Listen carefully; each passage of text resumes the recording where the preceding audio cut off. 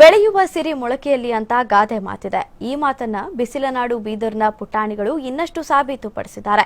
ಬೀದರ್ನ ಜ್ಞಾನಸುಧಾ ಶಾಲೆಯಲ್ಲಿ ನಡೆದ ವಸ್ತು ಪ್ರದರ್ಶನದಲ್ಲಿ ಮಕ್ಕಳ ಕಲೆ, ಸಂಸ್ಕೃತಿ, ಕೌಶಲ್ಯತೆ ಎಲ್ಲವೂ ಅನಾವರಣಗೊಂಡಿದೆ. ಮಕ್ಕಳ ಜ್ಞಾನಾರ್ಜನೆಗಾಗಿ ನಡೆಸಿದ ಈ ವಿಶಿಷ್ಟ ಕಾರ್ಯಕ್ರಮದಲ್ಲಿ ಮಕ್ಕಳು ತಮ್ಮ ಸಾಮರ್ಥ್ಯವನ್ನ ಪ್ರದರ್ಶಿಸಿದ್ದಾರೆ.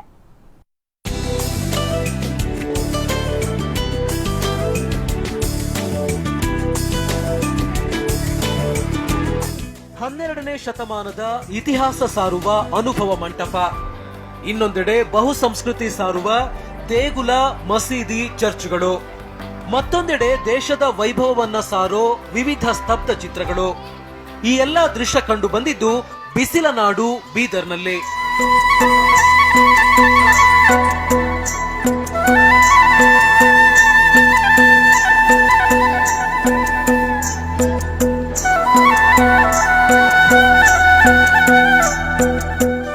ಹೌದು, ಬಿಸಿಲನಾಡು ಬೀದರ್ನಲ್ಲಿರೋ ಪ್ರತಿಷ್ಠಿತ ಜ್ಞಾನಸುಧಾ ಶೈಕ್ಷಣಿಕ ಸಂಸ್ಥೆಯಲ್ಲಿ 2 ದಿನಗಳ ಕಾಲ ಶಾಲಾ ಮಕ್ಕಳ ವಸ್ತು ಪ್ರದರ್ಶನ ನಡೆಯುತ್ತಿದೆ.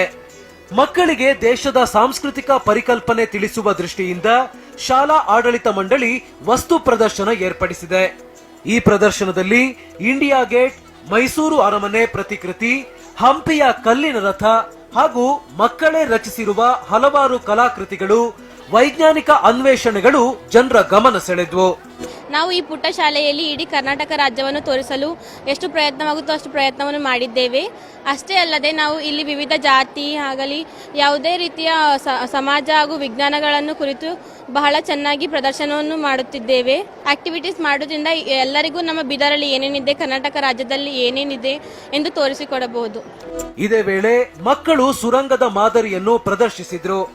ಇದರ ಜೊತೆಗೆ ರಾಜರ ದರ್ಬಾರ್, ಪಂಚಾಯಿತಿ ಕಟ್ಟೆಯ ನ್ಯಾಯ ನೀಡುವ ಪ್ರಕ್ರಿಯೆಯನ್ನು ಮಕ್ಕಳಿಂದಲೇ ಪ್ರದರ್ಶಿಸಿ ಅರಿವು ಮೂಡಿಸುವ ಕೆಲಸವೂ ನಡೆಯಿತು.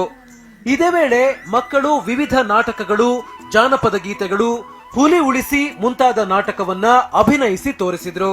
ಜ್ಞಾನಸುಧಾ ವಿದ್ಯಾಲಯದಲ್ಲಿ 2 ದಿವಸದಿಂದ ನಾವು ಈ ಒಂದು ಪ್ರದರ್ಶನವನ್ನು ಹಮ್ಮಿಕೊಂಡಿದ್ದೇವೆ. ಇದು ಆರ್ಟ್ಸ್ ಅಂಡ್ ಸೈನ್ಸ್ ಎಕ್ಸಿಬಿಷನ್ ಅಂತ, ನೋ ಆರ್ಸಾಯ್ ಅಂತ ಹೆಸರು ಕೊಟ್ಟಿರೋದು. ನಮ್ಮ ದೇಶದ ವಿವಿಧ ಜನಪದ ನೃತ್ಯಗಳು, ಜನಜೀವನ, ಪಂಚಾಯಿತಿ ಕಟ್ಟೆಯಿಂದ ಹಿಡ್ಕೊಂಡು ವಿಶ್ವ ಮಾನವರಾಗಬೇಕು ಅಂತಕ್ಕಂಥ ಒಂದು ಸಂದೇಶವನ್ನು ಸಾರ್ತಕ್ಕಂಥ ಒಂದು ಪ್ರತಿಕೃತಿಗಳನ್ನು ಮಕ್ಕಳು ಇಲ್ಲಿ ಇಟ್ಕೊಂಡು ಅದರ ತರಹ ವೇಷಭೂಷಣಗಳನ್ನು ತೊಟ್ಕೊಂಡು ಜನರಿಗೆ ಇಲ್ಲಿ ಸಾಕಷ್ಟು ತಿಳುವಳಿಕೆಯನ್ನು ಕೊಡ್ತಾ ಇದ್ದಾರೆ.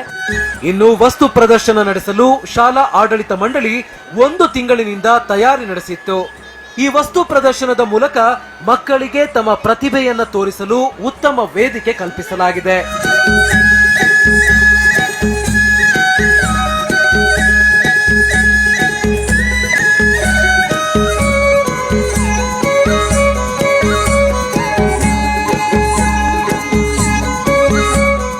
ಮಕ್ಕಳಿಗೆ ಕೇವಲ ಪುಸ್ತಕದ ಜ್ಞಾನವಷ್ಟೇ ಅಲ್ಲದೆ ಪಠ್ಯೇತರ ಚಟುವಟಿಕೆಯಲ್ಲಿ ಪಾಲ್ಗೊಂಡು ಹೆಚ್ಚಿನ ಜ್ಞಾನಾರ್ಜನೆ ಮಾಡಿಕೊಳ್ಳಲು ಈ ವಿಭಿನ್ನ ಕಾರ್ಯಕ್ರಮ ನೆರವಾಗಿದೆ. Sahadeva Mane, BTV news, Bidar.